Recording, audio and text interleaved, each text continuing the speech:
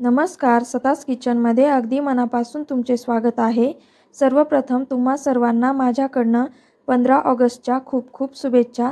15 ऑगस्टच्या निमित्ताने आज आपण बनवणार आहोत झटपट अशी तयार होणारी मिठाई। गॅस चालू न करता 4 ते 5 मिनिटातच ही मिठाई बनवून तयार होते आणि खायलाही एकदम चविष्ट लागते। चला तर मग पाहून घेऊया कशी बनवली मिठाई। मिठाई बनवण्यासाठी इथे मी 1 वाटी खोबऱ्याचा किस घेतलेला आहे। त्याला आपण मोठ्या भांड्यात टाकून घेऊया आणि अर्धा वाटी पिठी साखर घेतलेली आहे। रोजच्या वापरातील साखर मिक्सरमध्ये फिरवून घेतलेली आहे।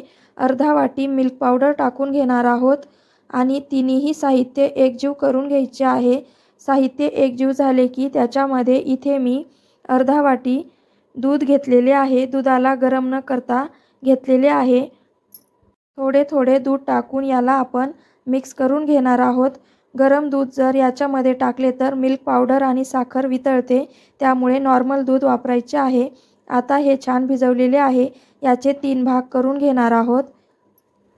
3 गोळे करून घ्यायचे म्हणजे 3 रंगाची मिठाई तयार होईल। इथे मी 3 गोळे बनवलेले आहेत। त्यातील पहिल्या गोळ्याला ऑरेंज कलर लावून घेणार आहे। हा फूड कलर वापरलेला आहे आणि दुसऱ्या गोळ्याला ग्रीन कलर वापरायचा आहे आणि एक गोळा आपण प्लेन ठेवणार आहोत। आता दोन्ही गोळे बनवून घेऊया। ही मिठाई अगदी 4 ते 5 मिनिटात बनवून तयार होते। ऑरेंज गोळा तयार झालेला आहे। ग्रीन गोळाही आपण तयार करून घेऊया। तिन्ही गोळे तयार झालेले आहे। आता आपण पहिला गोळा पोळपाटावर किंवा डिशमध्ये ठेवून घ्यायचा आणि हाताच्या साहाय्याने त्याला प्रेस करून घ्यायचे आहे। या प्रकारे आपण तिन्ही कलरचे गोळे बनवून घेणार आहोत आणि नंतर त्याला जोडून घ्यायचे आहे। जोडण्यासाठी इथे मी फॉइल पेपरचा वापर केलेला आहे। तुम्ही कॅरी बॅगचा वापरही करून घेऊ शकता। फॉइल पेपरवर पहिल्यांदा ऑरेंज कलर, नंतर व्हाईट कलर आणि नंतर ग्रीन कलर ठेवून घ्यायचा आहे आणि त्याला हाताच्या साहाय्याने प्रेस करून घ्यायचे। नंतर फॉइल पेपर त्याला आपण कवर करून घेणार आहोत एकदम चांगल्या पद्धतीने आणि प्रेस करून फॉइल पेपर लावून घ्यायचा, म्हणजे मिठाई चांगल्या प्रकारे सेट होते। मिठाई सेट होण्यासाठी याला आपण अर्धा तास फ्रीजमध्ये ठेवून घेऊया आणि नंतर अर्ध्या तासाने बाहेर काढल्याच्या नंतर मिठाईचे पीसेस करून घ्यायचे, म्हणजे मिठाई छान प्रकारे सेट होते। अर्धा तास झाला की मिठाईला बाहेर काढून घेतलेले आहे।